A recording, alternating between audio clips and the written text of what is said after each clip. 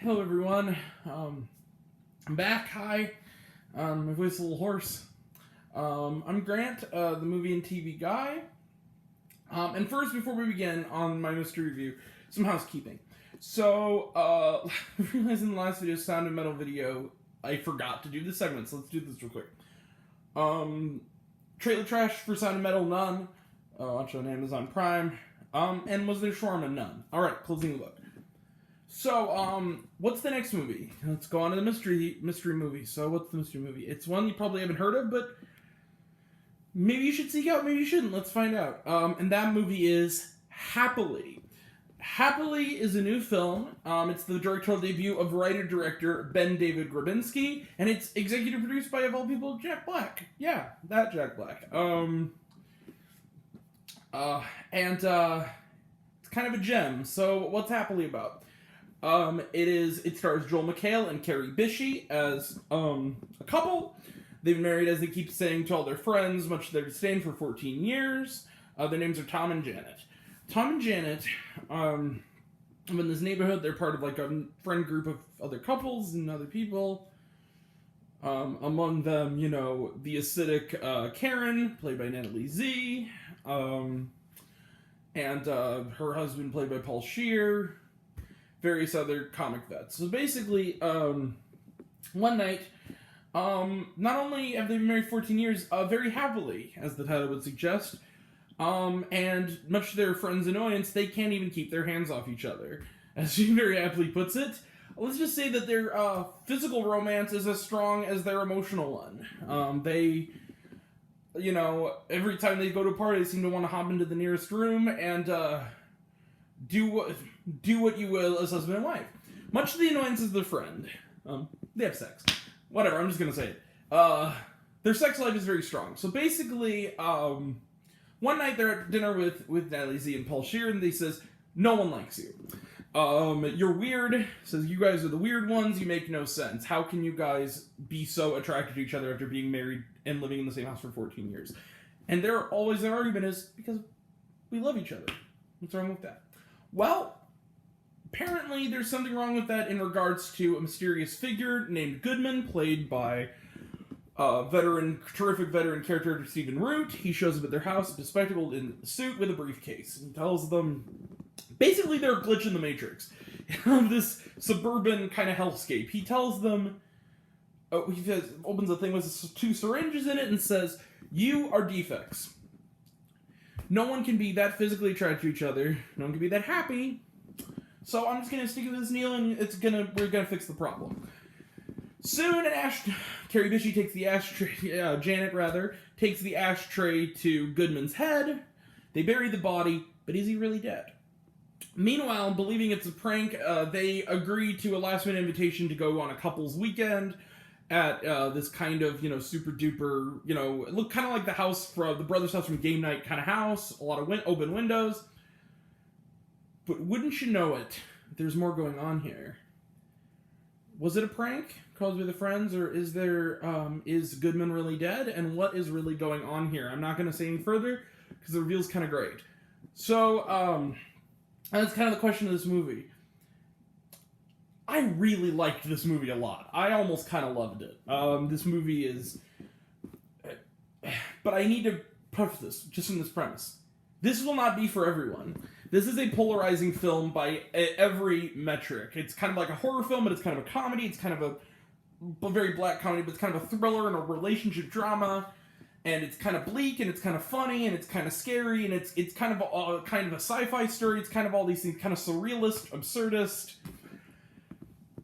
It's kind of a little bit maybe like mystery noir, kind of without maybe the lighting you expect in noir.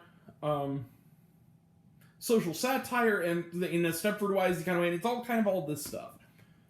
And but the thing is, it never really steps on the genre. It shifts the tone, but it never steps on any toes. And once the reveal comes, it's satisfying, but it's also subversively kind of ironic and funny in the way that it both comes and doesn't. Carrie Bishie and Joel McHale are terrific together. They have an amazing chemistry. You really buy the relationship. The friends are all kind of lovably nasty characters who you're not... This is also another case where you're not really supposed to like anybody. kind of falls in that same category, something like Sister of the Groom, another movie I liked that a lot of people hated. I'm telling you this right now.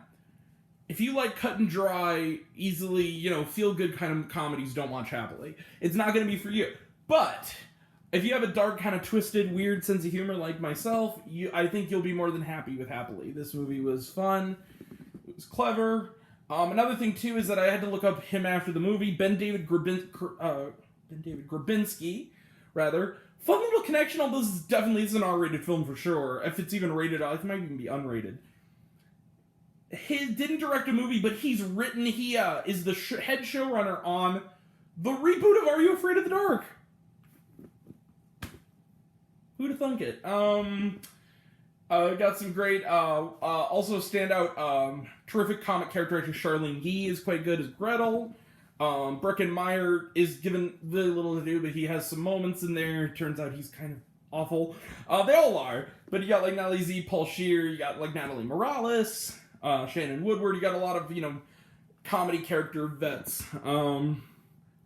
Kirby Pal Baptiste, like, you got all these different things, and so you got these people who have done comedy before and are really good. Kirby Hal Baptiste, rather. Let's go this guy. I'm wavering here, because I'm not gonna go full on it, because I just feel like it's not a perfect film, but it's a film I liked a lot. I'll give it 4.5 stars out of 5. I liked it a whole lot. 4.5 stars out of 5. I'm definitely glad I bought this instead of rented it. I'm planning on rewatching it very soon. Alright. Close the book on Happily. The movie itself, 4.5 out of 5 stars. Okay, Trailer Trash, none. I bought it at home. It's a on-demand movie. Was there shawarma? Yes. There was some nice little shots, and there's also, at the very end of the credits, a nice little epilogue. So stick around for that. And don't worry, it's not a half hour long like the Snyder Cut. So yeah, that's it for Happily. Final verdict, it was great. Not gonna be for everyone, not gonna be for many. Kind of bleak, kind of funny, kind of scary, but it worked. If you have a twisted sense of humor, if you like a good black comedy like myself, horror comedy, you'll dig this flick. So, that's it for me. Oh, also, I wanted to add to the last announcements I mentioned, nobody's Bad Trip. Next is coming out next week, finally. No, I didn't catch it before Amazon took it down earlier, about a year ago. So I get to watch it, on Netflix. I'm excited. I love Eric Andre. I love Lil Rel Howery. Especially it looks like the Eric Andre movie. Basically, it's like the Eric Andre show, but maybe crossed with like the bad grandpa kind of premise of, pranking people, or Borat kind of thing. I dig it. So, yeah, that'll be next time. Until next time, Grant the Movie and TV Guy. I see it all. I'm happy to share it with you. Give this movie a shot. It's good. Thank you all. Love you all. Appreciate you all. Kind of one another. Stop Asian hate, as I keep saying. Racism and bigotry is bad. It's never good. It never once. Be kind to one another. Be kind to your neighbors. Be kind to your, people. Be kind to even your enemies. Just be kind in general. Love you all, class dismissed. Love you 3000. Thank you all. Take care.